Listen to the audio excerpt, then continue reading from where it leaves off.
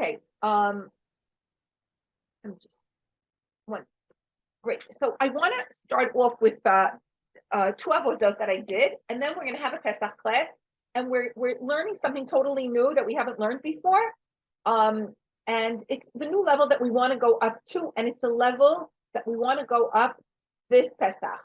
And as we're going to, get our physical environment ready for Pesach, we're going to also get our souls and our inside, our internal world. We're going to get that ready for Pesach, which is much more important than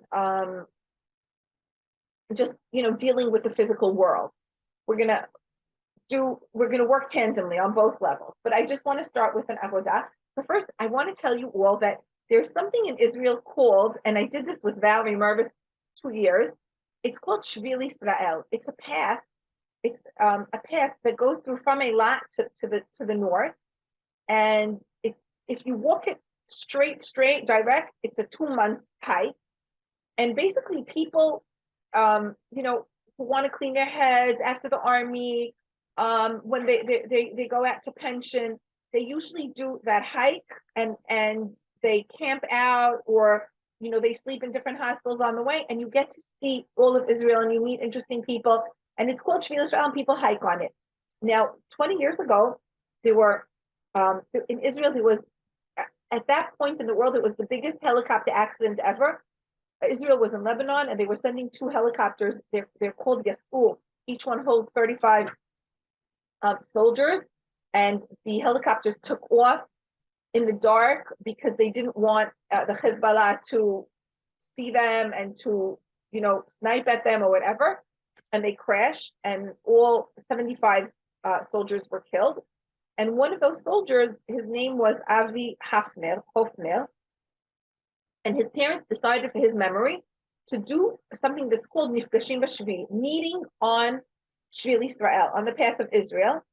And what they do is people from all walks of life walk the path. On their backs is water and food for the day. And then they bring your camping equipment to the next point. Hold on one second. Michal, Valerio?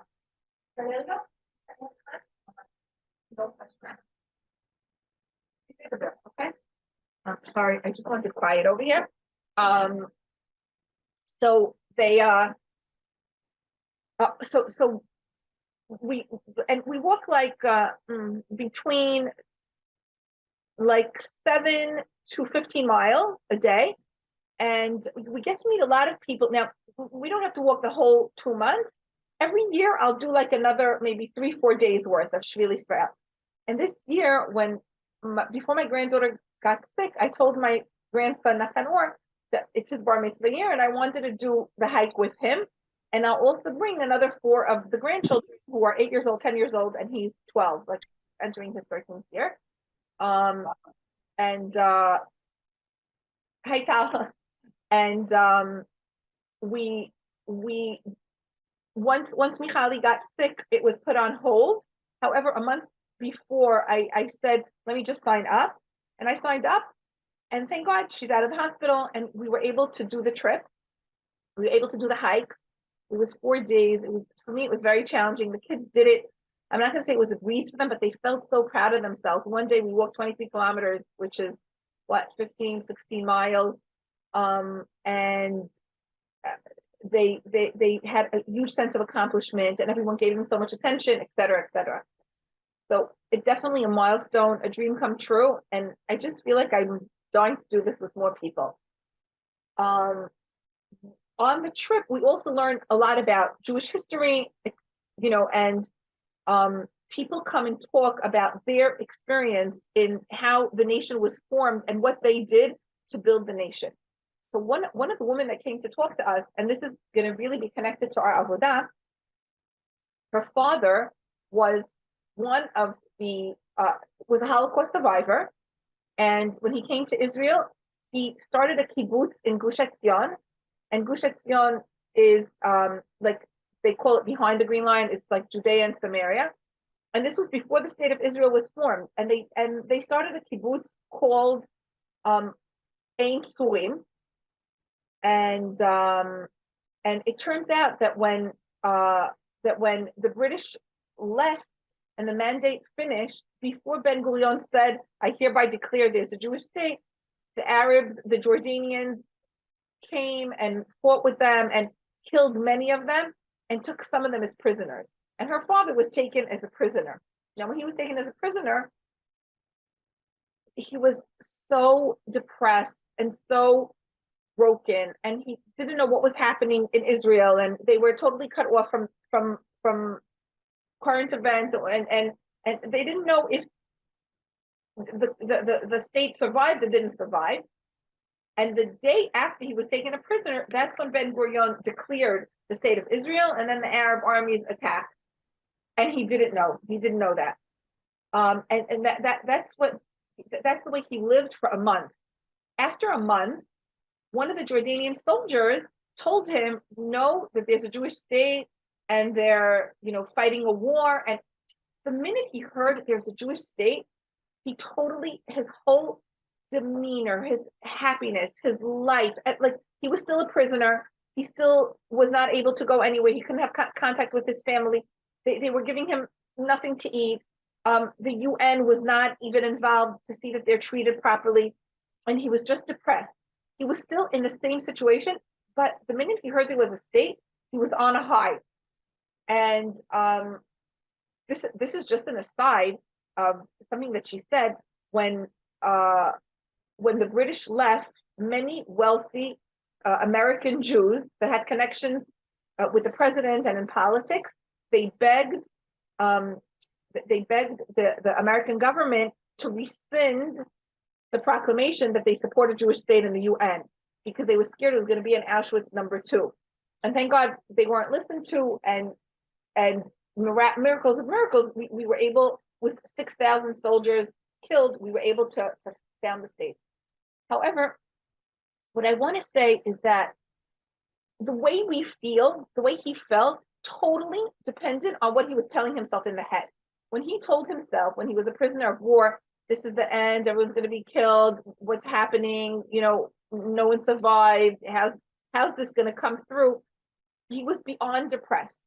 But when the minute he heard the news, he was in the same lousy situation that he was, but something in his head changed because his thoughts changed. There is hope, and we are, and there's a country, and the state of Israel was proclaimed, and we're going to have independence, and we're going to have a place to put down our heads, and we're not going to be slaughtered incessantly. So it reminds me a little bit of, there was a certain point when I was with Michal taking care of her, that it happened really when I spoke to Joy, that I needed to, the situation was the same. Like from one day to the next, it was the same. But in my head, I needed to change the reality of it. The growth is going to shrink.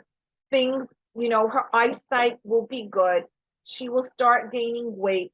Like just the thoughts I had in my head, even if they weren't connected to reality, they were the ones that took me out of like a funk or the sadness or the depression that could have totally overtaken me when we just every day hear that she didn't go up and whatever. In my mind, she's going up, she's going to gain weight, she's going to be very lively, she's going to be happy, she's going to be healthy, the growth is going to shrink, it's going to disappear, etc., etc.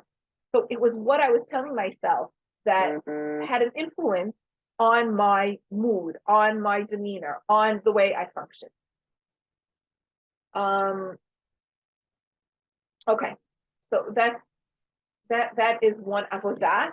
And the second avodah, I'm going to say a little bit later after I start teaching about preparations for Pesach. Now, the preparing for Pesach, I want to go first to Purim, and I want to speak about the power of the group. There's a word in Hebrew that's called chavura. Chavura is a group that's cohesive and that's together. And instead of saying group all the time, I'm going to say chavura. It's like one for all and all for one.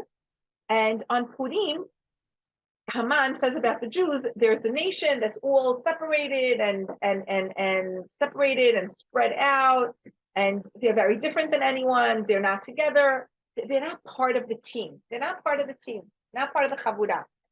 And that's the way he got Achashverosh to say, okay, you know what, just do away with them. Now, instead, the antidote to that was go and gather up all the Jews and pray. She said, I want you to create a togetherness, to create a chavura, to create a group out of the Jewish people and to pray. And through creating this chavura, our salvation is going to come. Now, we want to create our families to be chavura, to be a group. So I want to ask the question of what is a group and how do we create a group? How do we create a chavura? How do we create this togetherness, right? And so the topic for Pesach is going to be me and the group. When I say group, I mean my family, friends, mostly family. How do we create a chavura out of my family that we're one for all and all for one, that we are a cohesive group? Now, mostly we feel like we do not have a chavura. Like mostly we feel that all the responsibility, women usually feel like most of the responsibility is on them. It's on me, right? I want something for the family, for the group, but I feel like I'm the only one that wants it. I want it for everyone. And like, it's almost like I want it and they don't want it with the same kind of passion that I want it. So I'll give an example. Like when I prepare Shabbat and I feel like I'm doing everything and I see my kids sitting around and I feel like I'm alone and I'm the only one. When I feel that way, it means that I did not manage to create a chavura, to create a group that togetherness is its motto, right? Or when we think about Pesach, we feel like all the work is on us. And if I don't do it, it's not going to happen, right? And the feeling, that kind of feeling is a feeling like we're alone in the world. If I don't do it, it won't happen. And we want to switch to the new phase of togetherness, right? We want to switch to the new phase of togetherness. So Esther HaMalka, she knew the secret of togetherness, and she realized that only when she gets the Jews together, God is with us. There's strength and blessing. And that's why she said, go gather. Now, when we're going to be able to create this type of chavurot in our homes, we're going to bring God's blessing into our homes. Now, also the Korban Pesach, it says about Korban Pesach that we need to eat it in a chavura. A person cannot take a sheep and eat it on his own. We need to take a couple of people and we need to eat it together because it's impossible to eat it alone, right? So we're going to learn the secret of the chavura, which Purim brings us straight into Pesach, that people do not want to be alone. They do want to be in a chavura. However, sometimes when you ask, I'll give you an example from my mother, let's say. When you ask, would you rather have guests or do you want to be alone? And she, or you know, would you want to have the family or be alone? She would inevitably say, I want to be alone. The togetherness is hard for her. Why is the togetherness hard for her? Because when she starts to make Shabbat or make Passover or whatever it is, she feels like everything is on her. No one helps her. And if that's the case, she'd rather be alone.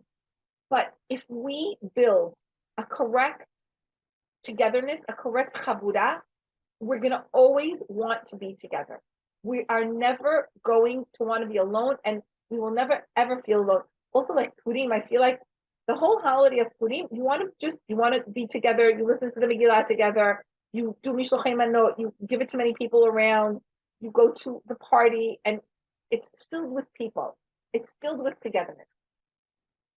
So we need to build a world of togetherness, and that would mean also building up our strength. Okay.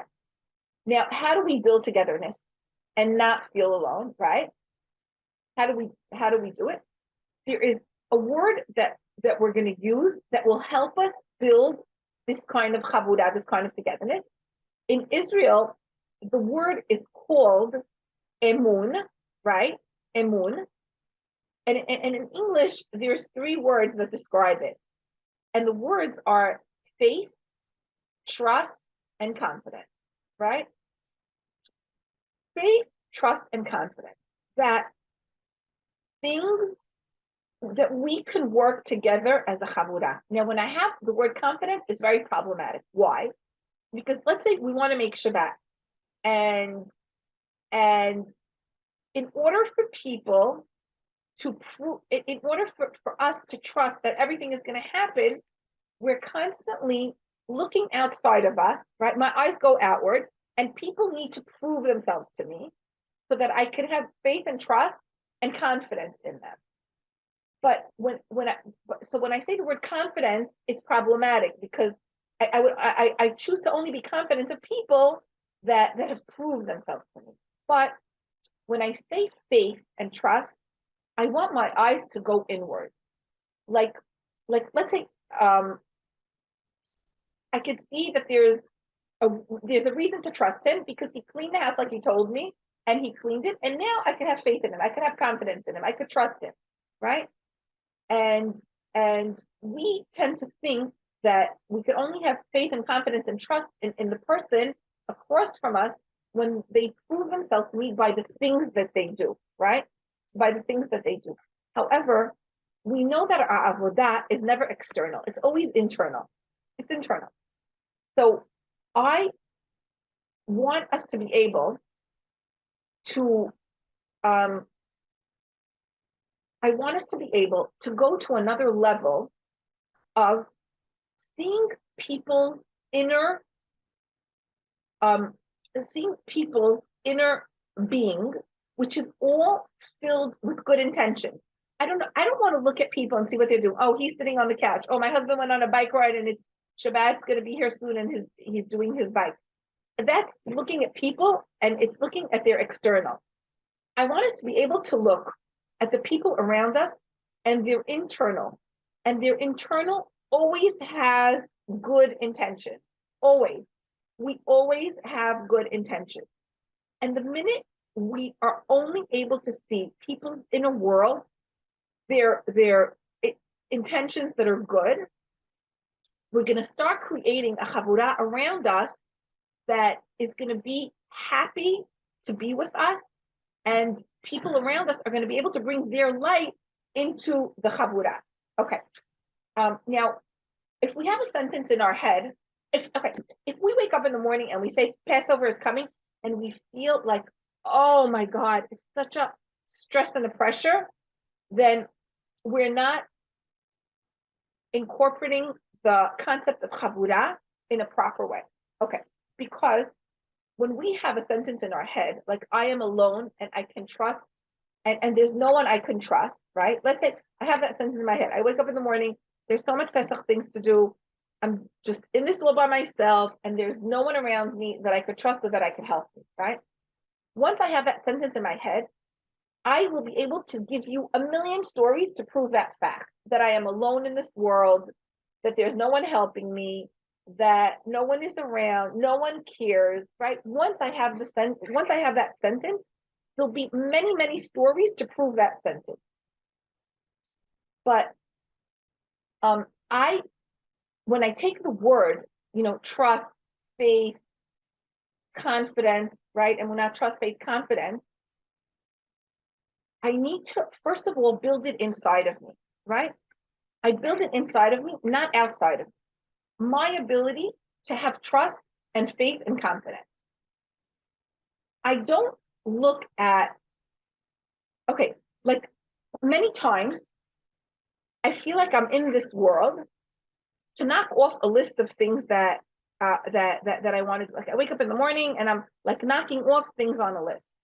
I'm not here in this world to knock off things on a list. What am I here in this world to do? I'm here in this world to wake up and have many, many retzonot, and pick one and do it and then rest. And when I do it, when I pick the one, Hashem is with me because he's one, and I pick that one ratzon, and then take a breather and take a rest and see if I want to continue on and do the next thing. And I call that being in my square. Like I want you to picture a chart that has a lot of squares, right? A lot of squares. And every person is a square. Now, whenever I feel like I'm doing something that I'm overwhelmed, that it's too much for me, that I don't really want to do, it means that I went out of my square and went into other people's, right, into other people's squares. And it means that their light is diminished and my light sort of took over. However, when we want to create a chavurah, it's going to consist of everyone's light coming together, right? Now, how can I have belief and faith when I think that I don't have a partner, right? I want to change so that everyone is partnering with me and not everything is on my shoulders and I'm not the only one that cares about it. So now we're going to start with number one, doing a total switch in our thought. If we manage to start having faith and trust in people beyond their actions, I don't want the actions is like a very surface world. I don't want to just see people's actions. Once we're able to get beyond, we're going to have a very strong, cohesive group in our family. We're going to really have a chavurah. And when we're going to be able to have the trust and faith in the people surrounding us, when we are going to be able to do it, God will be there in the midst of our group, in our family.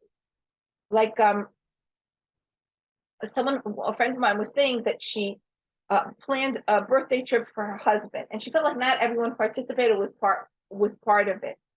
Now, with all the planning. Now, if she was able to say, this is what I'm going to do for the birthday trip, right? And this is what I want to do, this is what I can do, and then relinquish the rest to the chavurah, then we could see the way God works, and the chavurah, the group, is going to rise to the occasion. But at the end of the day, we really need to relinquish the kind of perfection that we want things to be at, because everyone is going to bring their light, and it's not going to be the same as my light. So what we do need to relinquish is the vision of how we think things should look, and allow us to see the way God wants it to look. So it means relinquishing perfection in order to do that. Now, okay, so I want to just give an example. Like, I don't want our actions to define ourselves, and I don't want our actions to define the people around us. Like, let's say I'm cooking and my child is sitting on the couch. So in my mind, it means to me, you're lazy, you're not with me, you're not part of my endeavors, you're not part of my effort. And we think that when we're critical of other people's actions, even in our heads, it'll change them, or even if it change them. But what our criticism and our thoughts, our negative thoughts about people, it creates a distance in the chavurah. And a criticism is like a brick between my heart and the person who I'm criticizing's heart. And it creates, and every criticism that comes is like another brick, and the distance just gets greater and greater. Like, why can't you throw out the garbage? Why didn't you get me what I asked you? Etc. Like a million things that we are just critical about. And we create that kind of a distance. Now, anytime I look at a person's actions and I'm critical of them or complain, then I know that I'm not in the right direction. Okay, so the first pair of glasses that I want to wear is the one that I'm able to look at people and look at them internally, right? And the second pair of glasses, I want us to see beyond. I want us to be able to see internally only the good, only the good. And when I put these glasses on, I don't see the actions of the people around me. Like I said, he went to shul, he didn't go to shul. He prayed, he didn't pray. He did netilat yadayim, he made a blessing, he didn't make a blessing. He took a shower, he didn't take a shower. All these things, right? These are looking at people through their actions in a very external way. I want to have the glasses that I have, I want them to be the glasses that search for the beyond in the person. When I look inside the person, I will only see good. And when a person knows that I see his inside and I only see good, he is going to want to be part of my group. Because in this world we walk around, people are looking for islands of sanity. They want like peace and quiet. So people go for a massage or they go to a psychologist. They want calmness and serenity. But we could really create it in our own homes, an island of stability. That anyone who comes to our home, he'll feel that this is the place I have for my neshama, that neshama could really rest. And that's what we want to create in our home, sanity and people coming to our home to get strength. And we can only do it with the word of trust, confidence, and faith, right? And the fact that we see the people around us beyond their actions. We're stopping to judge people according to their actions, and we're going to see it beyond, right? But you help, you didn't help. You yell, you didn't yell. These are just external things that we want to stop looking at. We want to go beyond the action. And I'm trying to figure it out for myself also, because like when we were taking care of Michal for whatever it was, 3-4 months in the hospital and rotating and whatever, I had one of my family members that I didn't see beyond the action. And I'm trying to figure out how, like, he wasn't so available, he wasn't as helpful or whatever. How is it possible to see behind the action? Like, that's an avodah that I need to do on myself, to see how I could see beyond the action and just really put the actions aside and look into his neshama of who he really is. Because inside of us, we only want to do good. We want to help. We want to pray. We want to help friends. We want to strengthen, right? All the time. This is what we want all the time. But our actions don't always reflect that. And the action is not me. My neshama is who I am. My retzonot is who I am. And we have so many retzonot, and that's who we are, not necessarily the actions that we do. So I want to think about ourselves that we're totally filled with good. The person across from us is filled with good. And I want to see beyond, like, did he say thank you? He didn't say thank you. He called, he didn't call, right? And we want them to be part of our group. Now, if I need help, I could always ask, right? And I could always ask, and the other person could tell me about his desires, because everyone has huge desires. So now, how do we bring this kind of learning into action? The first, we have the glasses that look on the inside, that we say, it is clear to me that we are all here in this world just to do good. And we're going to also, the second move is we will switch in our heads the concept. There's a concept in our head. And in our head, we know that as a chavura, we do everything. And hold on. I just want to think of a way to explain this. Okay, so let's say we are a chavura. I'm doing something, someone else is doing something else, and they get tired, right? And we know that inside they would like to do more. They would like to be able to, have more energy. They would like to be able to help. They would like to be a part of. However, like I said, like once we are able to realize that we have a square in this graph that we have a whole page filled with square, and I'm on my square, and I do what I do on my square. Okay, and I'm going to talk about what does it mean to do on my square. The person who did it for however time they did it, and then they got tired, they did as far as their square allowed them, as far as their strength, the energies, or whatever. That's who they are, right? That's who they are. And if we start doing things that we don't want to do, or we start doing things that other people didn't do, it's like we're taking over we're taking ourselves out of the chavura, because we are taking over other people's squares. Their light is not able to come into fruition, and we will try and stay within our square, which I'll talk about in a minute. What does it mean to stay within our square, as opposed to starting to do things and go into other squares, which means we are breaking down the chavura. Okay, so I want to take only my square and do it and go rest. Because if we do everything, it means that we have no faith or trust in the chavura. Now, let's translate it into our lives.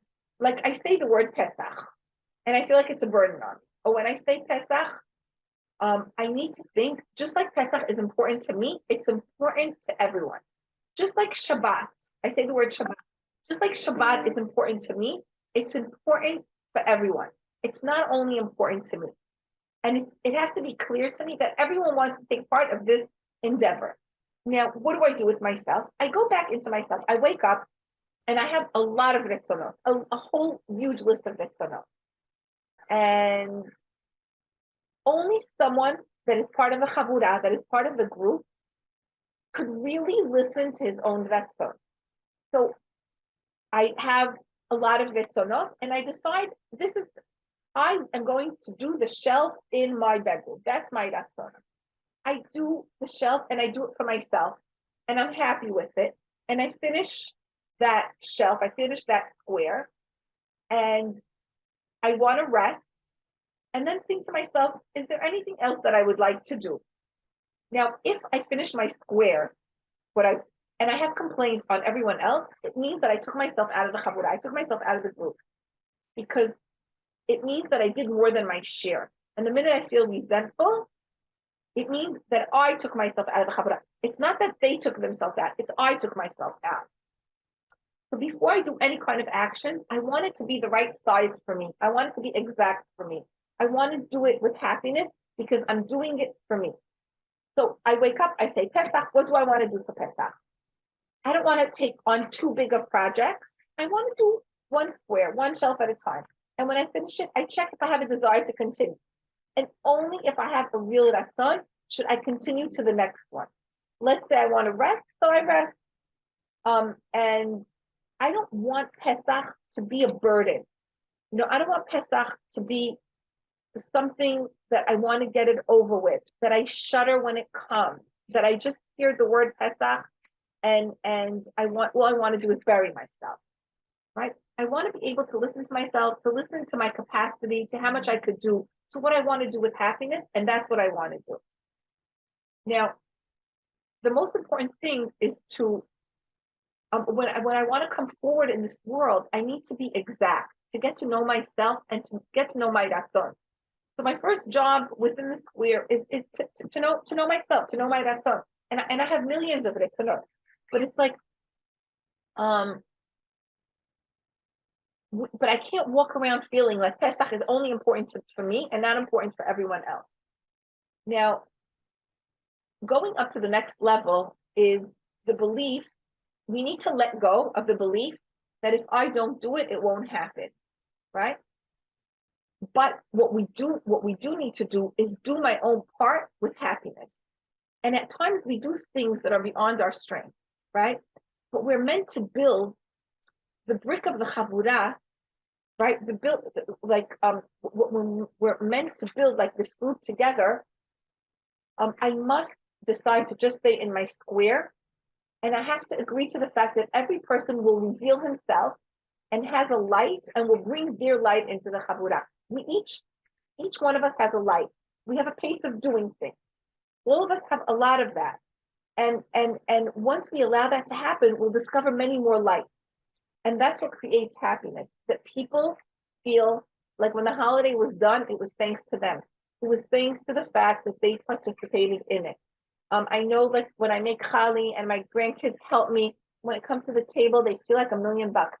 It's not only the grandkids, it's everyone else. When we feel like we're part of something, it creates happiness. That creates the togetherness, the group.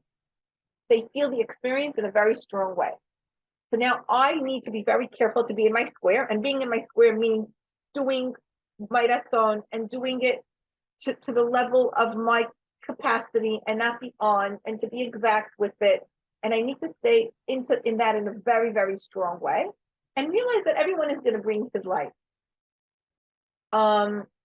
Because if I end up doing it only my way and I want everyone to do it my way, I lose out on everyone's life. And everyone has different paces of doing things. And that's the message that I want to give forward. The way you are is important to the chabura.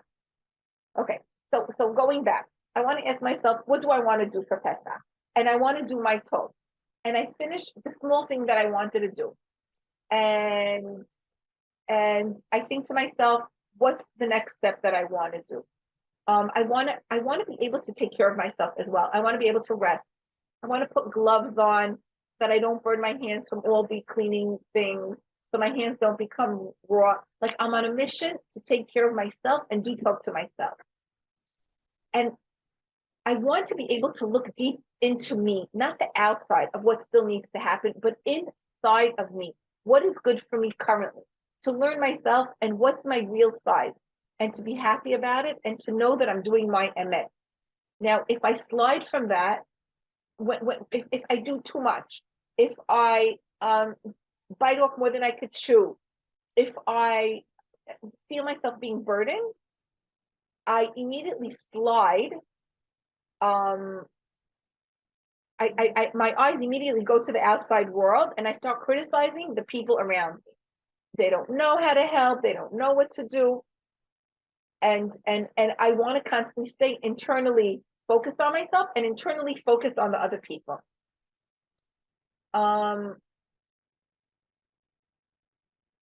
Okay, so we spoke about the fact that God made us that we have many retzonot, right? We wake up in the morning and we have a lot of retzonot that we want to make it all happen.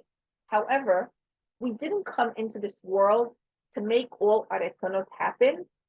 We came to this world to see how God is able to enter my home.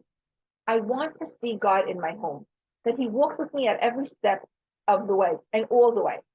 Now, when I choose one, that will be my true choice, right?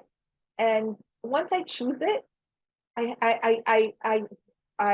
do it, and it shows the direction that I'm walking in and my ability to see God in the reality of my life. Now, if I want to make like a list of all the things that I want to do, we're saying, basically what we're saying, it's as if we're in this world to knock things off a list, to get everything done. But if I choose only one thing, it shows the direction, not of checking off a list, but it shows the direction of to see what part does Hashem play in my life. I want to see you with me. So the first level is choosing to see how you walk with me. So I'm going to repeat this again. We're not in this world to write lists and check things off the list. We're here in this world to walk with God. We're going to always choose one thing. And when we choose that one thing, we're going to see the blessing that God brings into our life.